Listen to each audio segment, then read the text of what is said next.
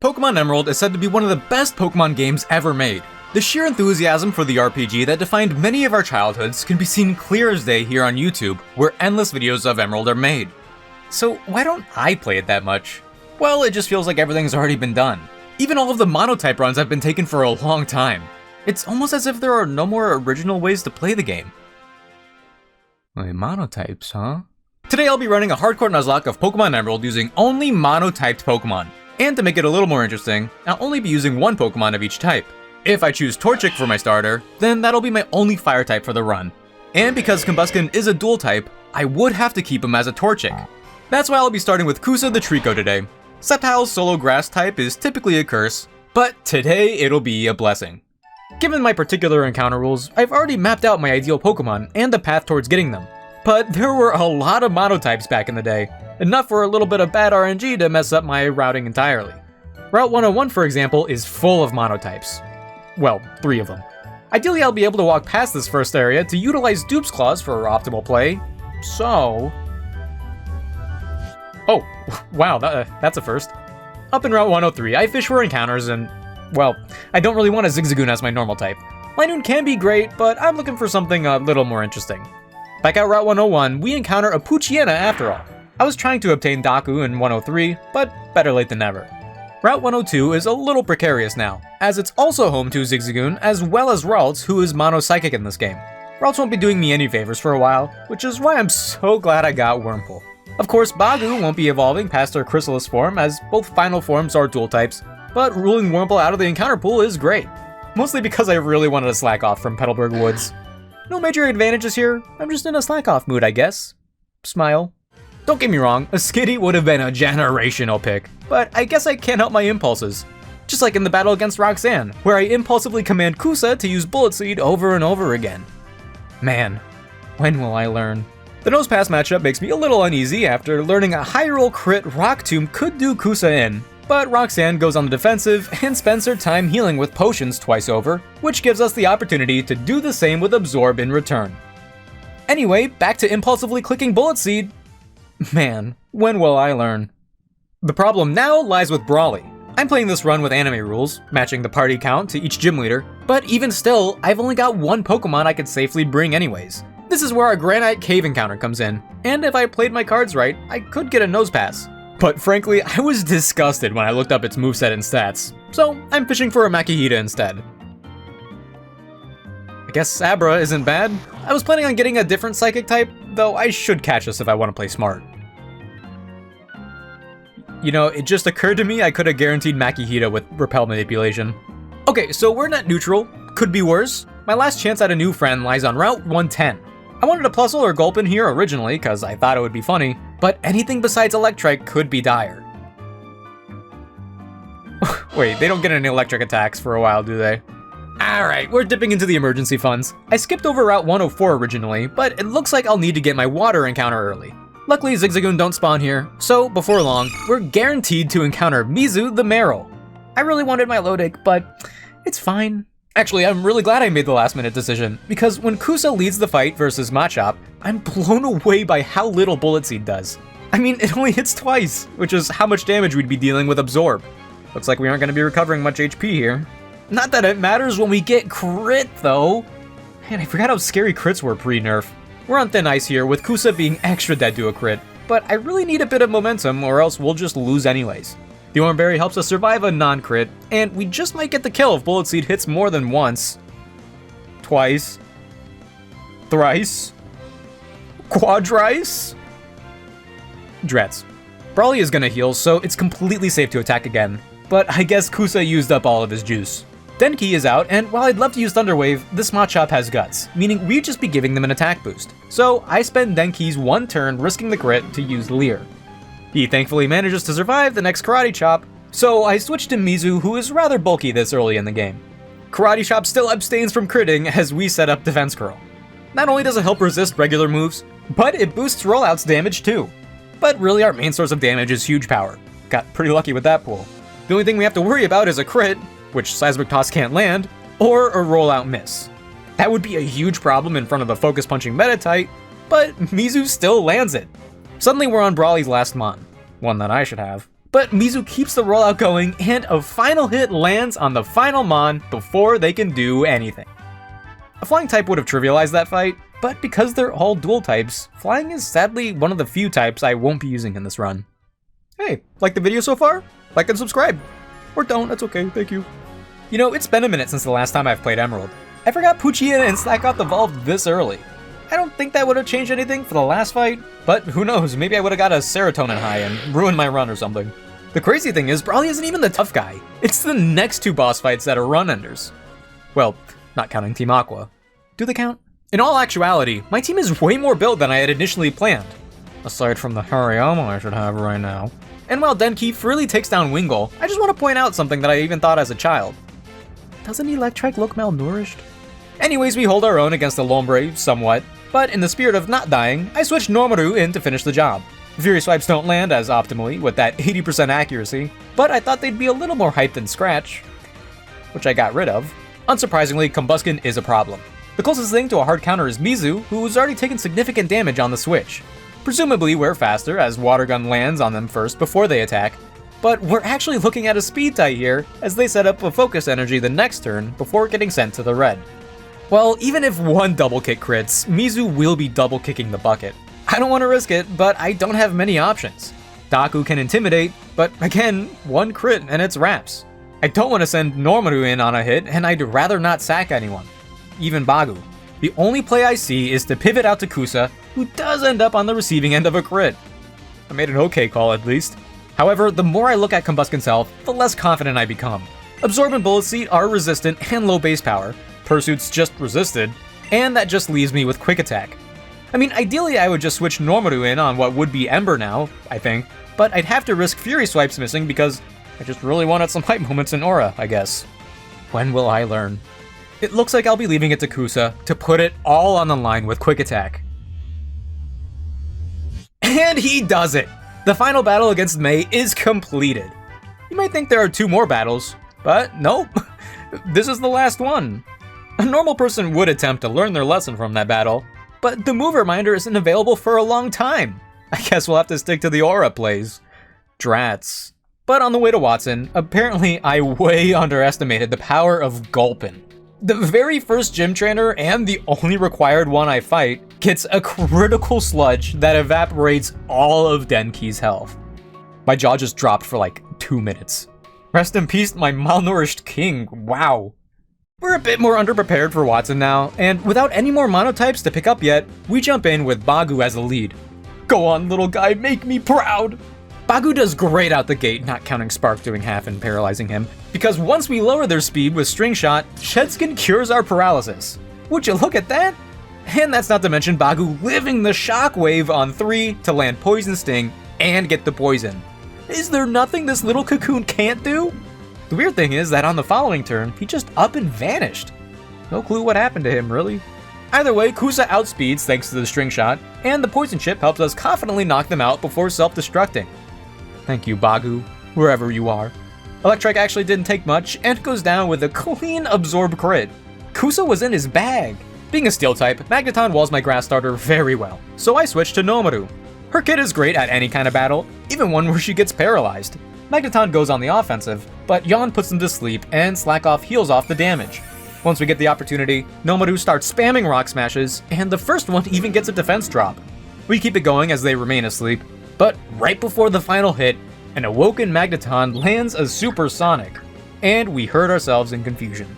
If that wasn't enough, Watson hits the wind button and lands a crit? Man. Bagu, what happened? Daku takes the field, and I miss input and go for a bite, which doesn't kill as Steel resists Stark in this game. But after Daku gets paralyzed and Watson heals, it looks like Rock Smash wouldn't have killed anyways. We then proceed to get insanely unlucky with full paralysis, and are unable to take out the Magneton until Daku is left with a sliver. His job originally was to thief Manectric's Citrus Berry, so we stay in with the hope of them using Howl, but it's no use. Daku gets taken out, and Kusa is all that's left with minuscule Bullet Seed damage. He tries his very best, but the Citrus Berry is too powerful, and what do you know? So is Quick Attack. If you were to ask me what I would do differently, I'd probably say don't get crit as a joke, but then I'd get serious and say don't get crit. Man, when will I learn? Hey guys, welcome to Attempt 3. This time just about everyone's made it to Surge, just like Attempt 1, with the main difference being Mizu, who doesn't have huge power anymore, as well as Kakuto the Hariyama, who I repel manipped to get after all. Let's go! And instead of getting Denki on Route 110, I got Doku the Gulpin. Same mon that took him out. I thought it would be funny. Funny, right? Attempt 2 fell off pretty quickly without encountering a Wurmple. In short, leaving that mon in the encounter pool made me miss out on a couple crucial encounters, and it just fell apart from there. But this time it's different. I got revenge on that gym kid. Oh, also I noticed this time that this wife gave me her number right in front of her husband. Oh yeah, this is the run. Kakuto is our new lead, and he'll make it very clear why I wanted him to begin with. We start by using Fake Out because might as well, and follow up by bulking up once. Voltorb opts to apply pressure, and it's their second spark that lands a para. Luckily we're holding a Cherry Berry, so it's immediately undone, and Arm Thrust takes them out. Electrike goes on the offensive and uses Shockwave before getting taken out with Vital Throw, and I would have preferred they used Howl, but it's fine. Really, it was the Spark para earlier that kinda messes us up, because Magneton uses Thunder Wave immediately upon entering. We of course get fully parried frame 1, but hold out the next turn to get another Vital Throw knockout. Last is Manectric, and believe me when I say that the other 3 mons in my party were fully prepared to fight this thing. But even among our paralysis, because Watson was so set on using Howl for some reason, Kakuto stays in to finish his Electric Gym sweep. I'm not usually one to use setup moves, but there was a fire in me that could only be put out one way. And I gotta say, that was pretty satisfying. Well, after a session like that, I needed to take a short break. And by short, I mean 17 hours. When I return, some new encounters become available, and this is where Doku comes in. Yeah, she's evolved, which is fine. Congrats. But more importantly, her poison typing removes Grimer and Coughing from the equation at Fury Path. That means I'm guaranteed to get a fire type. Oh, thank goodness. It was either Torkoal or Slugma, which wouldn't have been able to evolve, so perfect. Welcome in, Ha? I'm using Google Translate. If it wasn't obvious, these names could very well all be wrong. We proceed through Route 114 and engage with the bad guys in Meteor Falls to loop back around through Mauville City to get up to the peak of Mount Chimney and fight Maxie for the first time. This cannot be okay. But the evil teams are primarily led by a bunch of pushovers in these games. I don't mean to sound toxic or anything, but they were not cooking with their team comps at all.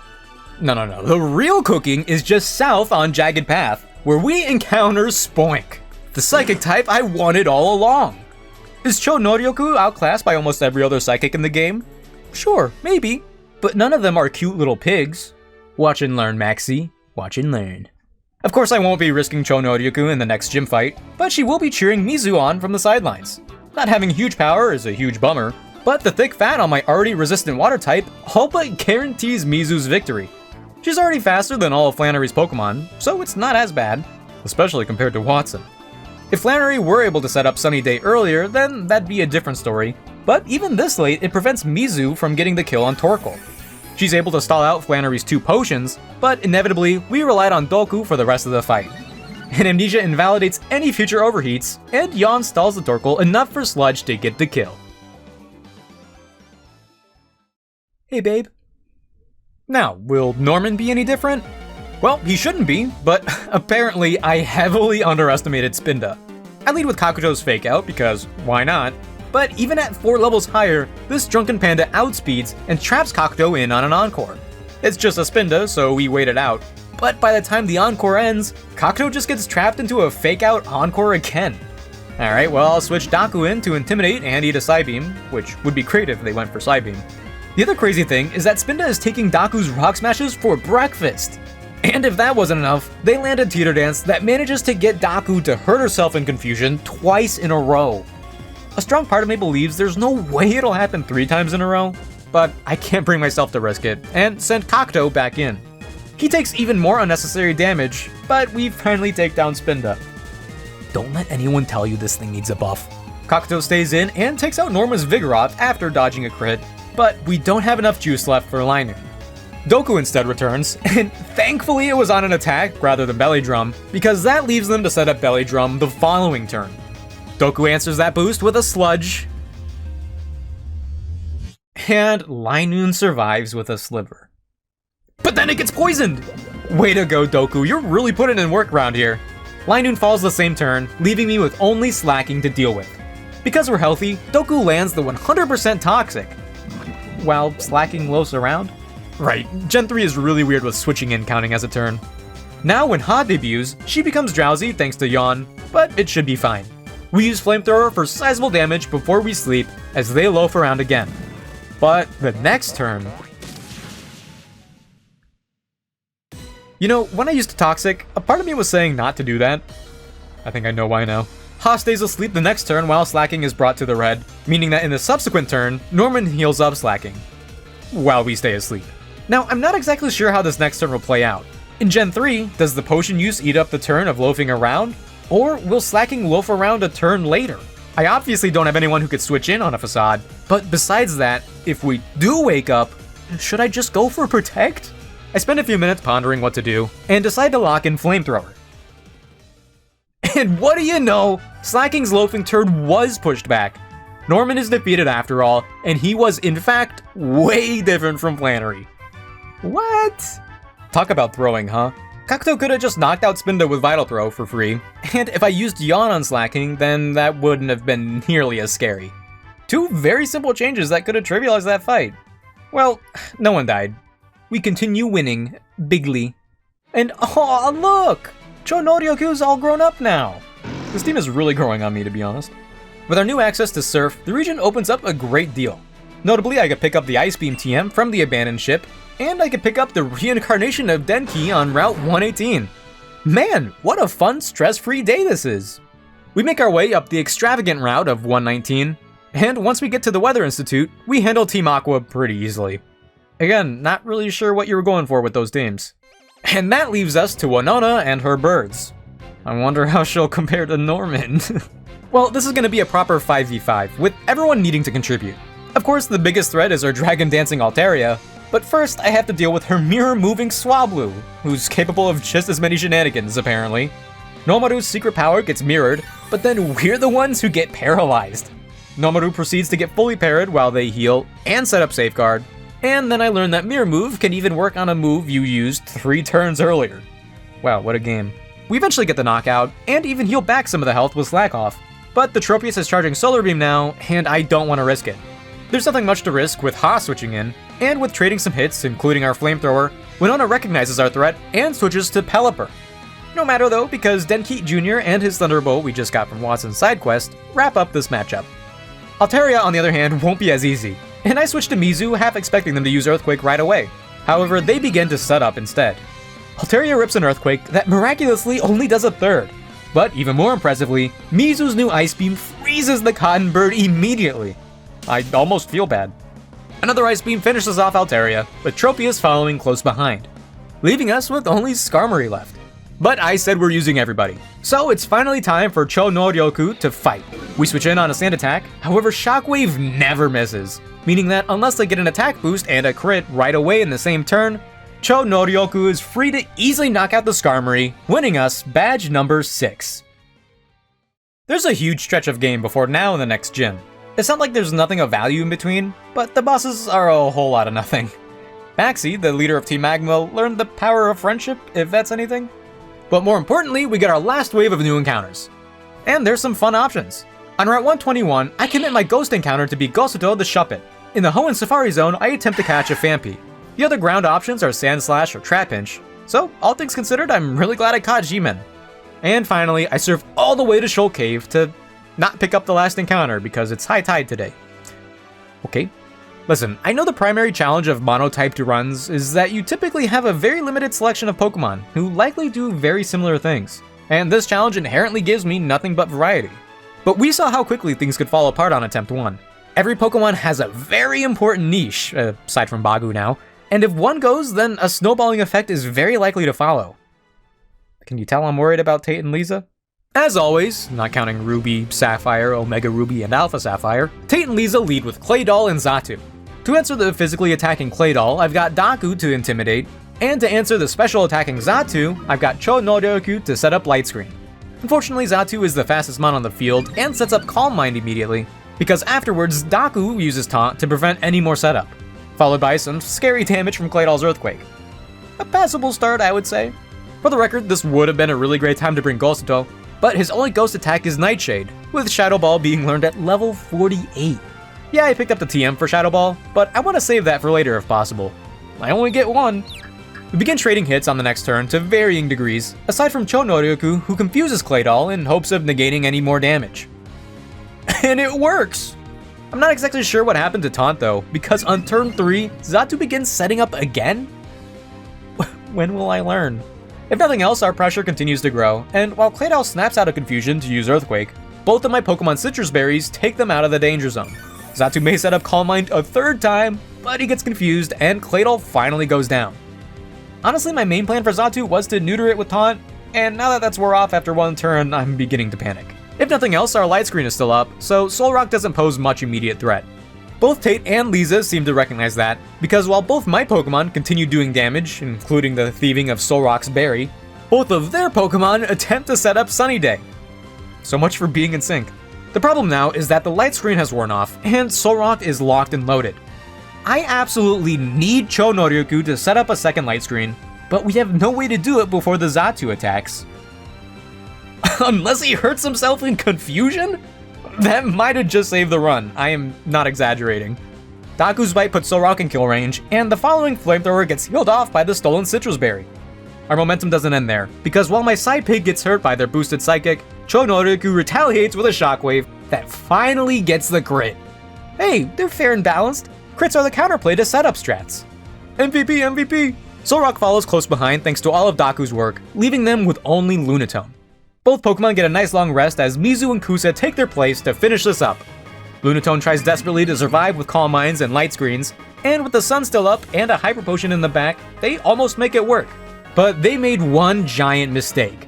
They accepted a battle against Kusa, whose signature move has a high crit rate and cleanly cuts through the entirety of their health. I definitely got more lucky there than I should have, but I played to my win condition. Just about every turn I chose to roll some dice with the chance of getting good RNG. You gotta make way for opportunities, and that's exactly what I did. Please don't ask me to do it a second time. At the Moss Deep Space Center, Maxie is there to have a lackluster final battle, and Archie has a lackluster first and last battle at the Seafloor Cavern. So glad I got to use all those HMs to get here. Am I being too harsh on these guys? I don't know. Giovanni had some pretty interesting teams in Gen 1, and I personally don't think Game Freak matched that evil team comp until Cyrus 10 years later, which is so weird. Also, like, this cutscene is cool and all, but it feels unearned.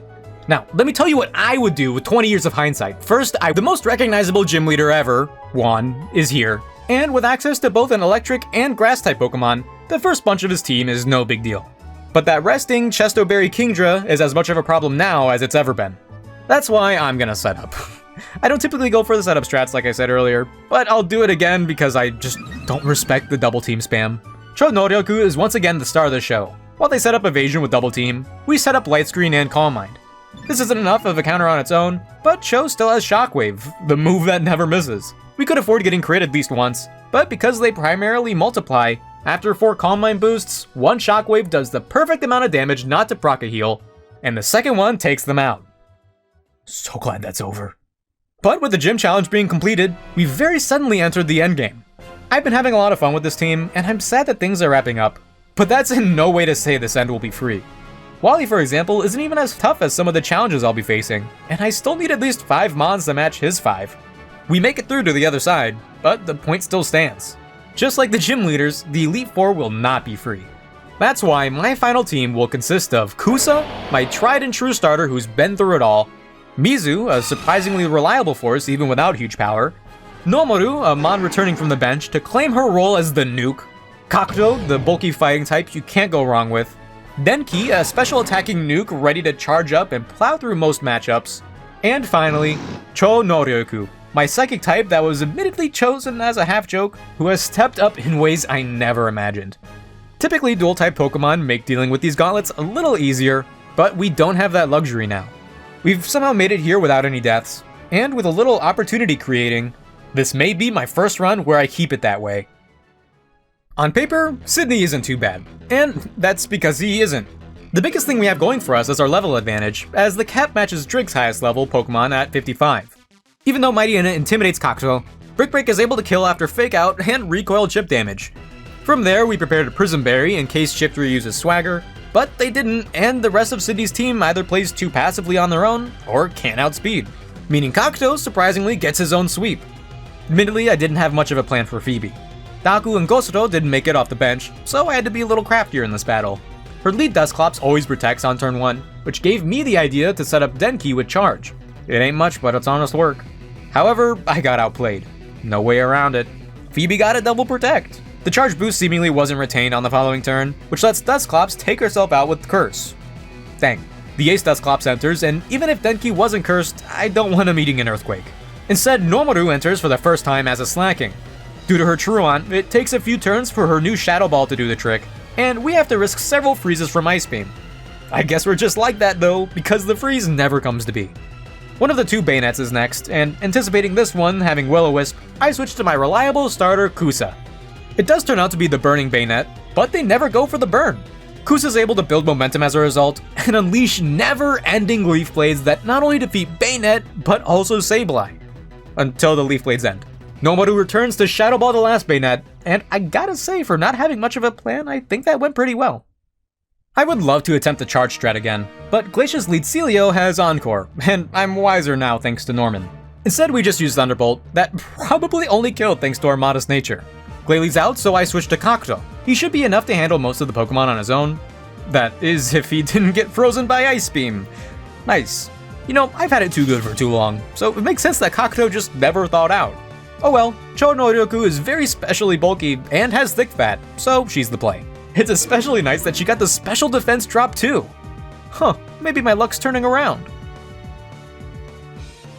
Alright, I just won't say anything. On the bright side, we outspeed to get the kill, but we aren't as able-bodied for the second Glalie. Instead, I switched to Nomaru in with the hope that they'd self-destruct, but Hail is fine. That just means we can now use Hyper Beam without any worry. Honestly, this was one of the main reasons I chose Nomaru. I don't have to feel bad about the recharge turn with Truant. The next Celio gets a little annoying, however. With our off turn, she's able to build up some nasty damage on Nomaru with Blizzard, so we start using Slack Off to turn this into a stall match. I'm put in a loop of healing until they finally run out of blizzards, which coincidentally happens when the hail runs out. Denki returns when I know they're gonna set the hail again, and we get another KO with Thunderbolt, though the earlier double edge recoil might have confirmed this one. Last is Walrein, and it looks like it's finally time to enact our charge strat. Wait a minute. Something's missing here. Oh, okay, so charge doesn't give you the special defense boost in this game. Alright, good to know. Well, Denki, I might have ruined this for us, but you are in fact charged up, and I don't think Nomaru will be able to cover for you very comfortably. Let's see what you got! And he does it! A little flashier and more nerve-wracking than it needed to be, but Glacia is defeated. Drake is a little different from the others, as Mizu is pretty much the only key player I have. The others can fight and do damage, sure, but none of them can really outperform these dragons without a super effective hit. Kusa does have Dragon Claw, but given Drake's movesets, Kusa can only enter as a backup plan. I'm leading with Kakuto again, as Drake's Shelgon always gives us a chance to set up by always leading with Protect. We probably should have followed up Bulk Up with Brick Break instead of Earthquake, as that might have gotten the kill in hindsight, but I really wanted to preserve PP. We can't do much to Altaria though, so I switched to Denki. Altaria is especially bulky, but we're especially strong at least. Altaria sets up D-Dance on the switch and continues to set up before we land Thunder Wave. We got kinda saved with this game being pre-Gen 7, because way back when, Paralysis lowered the speed by a whole 75%.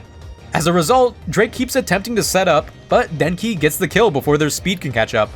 Though I'm sure a Double Edge would have gotten the kill by then. Flygon enters with the most obvious intention to use Earthquake I've ever seen, but that's still gonna hurt Mizu.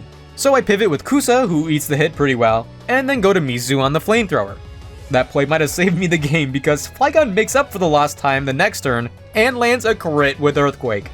Mizu's Ice Beam gets one as well, and you know what? I like the energy, little buddy. In an attempt to replicate our success against Juan's Kingdra, Cho Noryoku switches in for Drake's. Things unfortunately go off to a bad start with a Body Slam Para, so on the next turn, when they D-Dance, Cho uses Light Screen with the anticipation of switching. We could still live one either way, so I'd like to get a little damage off with Psychic first. But the RNG has yet to peter off, because Kingdra's next Body Slam lands a crit on Cho Noryoku, marking her as the first death of the run. Oh, we were right there, man!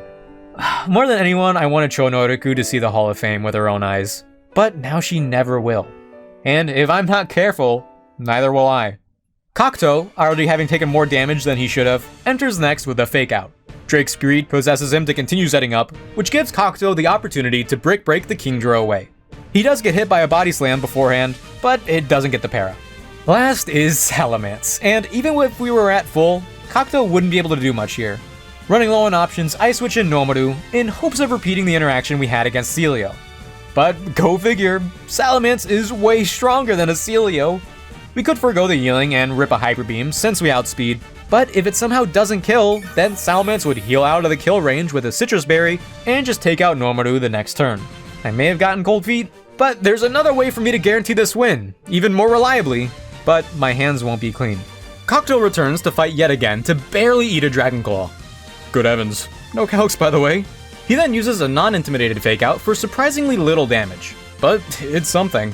From here I have to make the sacrifice, and it hurts my heart, but it has to be Mizu. After this fight she won't be doing much against Wallace, so unfortunately this is where her final bet is laid. Nomaru comes back in hopes of taking advantage of that chip damage, because if she doesn't, then half of my team will suddenly be gone. She fires off the Hyper Beam, and Salamence is taken out. Drake is defeated, but at the cost of 2 very important lives. I'm sorry it had to be this way. Now, all I could do is make sure they didn't leave in vain. Wallace may just have a mono water team, but it's made well enough that electric attacks and grass attacks alone won't cut it. I'll have to utilize every bit of our remaining mono team to prove that we can still get it done. Denki leads once again to heavily damage the Wailord so that Water Spout doesn't do as much damage. But to my surprise, a single Thunderbolt is enough to plow through this ginormous health stat. Gyarados switches in next, presumably to use Earthquake, but thanks to Denki, I guess we'll never know. I expected Wishcash would have taken the field earlier, but oh well, this is the perfect opportunity to send in Kusa. I may have misclicked and used Leaf Blade, so we won't be healing off the Earthquake damage right away, but that's no problem, because once Milotic comes in, we heal off the damage with Giga Drain anyways. Milotic spends the first turn using Toxic, so I'm fairly confident we could still survive an Ice Beam. And again, I guess we'll never know, cause Kusa got a crit the following turn. Let's go! Prepared for the worst case scenario, Kusa was given the Dig TM to deal with Tentacruel, but we're nowhere near the worst case scenario. Kakuto switches in on a Sludge Bomb and lands a Fake Out in return. We go for the killing blow, but before that, Tentacruel does all it can to stop us. But even a Hydro Pump isn't enough. Earthquake takes them out, leaving Ludicolo to be the only one left. I've learned my lesson from the last match, and retain full confidence in Nomaru to take us home and get the kill with one final Silk Scarf boosted Hyper Beam. Ludicolo is eviscerated, winning us not only the champion fight against Wallace, but also winning us the entire game. Oh man, we really were right there. Every time I feel like this could be the first Deathless run, I feel like something bad outside of my control happens.